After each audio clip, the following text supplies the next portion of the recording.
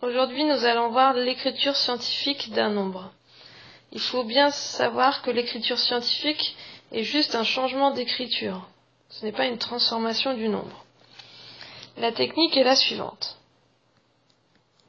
Pour le nombre, nous plaçons une virgule de telle manière à ce qu'il y ait un seul chiffre devant cette virgule et que ce chiffre soit compris entre 1 et 9. Donc il ne faut surtout pas que ce soit un 0. Si on veut faire cela avec le nombre qu'on a ici, on va placer la virgule après le 3 et avant le 7.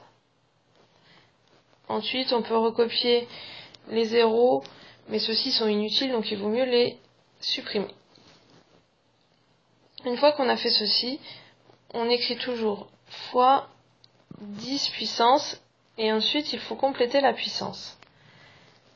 En se rappelant que l'écriture scientifique est juste un changement d'écriture, ici nous avons placé la virgule, donc il faut la redécaler de manière à ce qu'elle revienne dans sa position initiale. Initialement la virgule était ici, après le dernier 0, donc nous allons devoir la décaler de 1, 2, 3, 4, 5, 6 rangs vers la droite.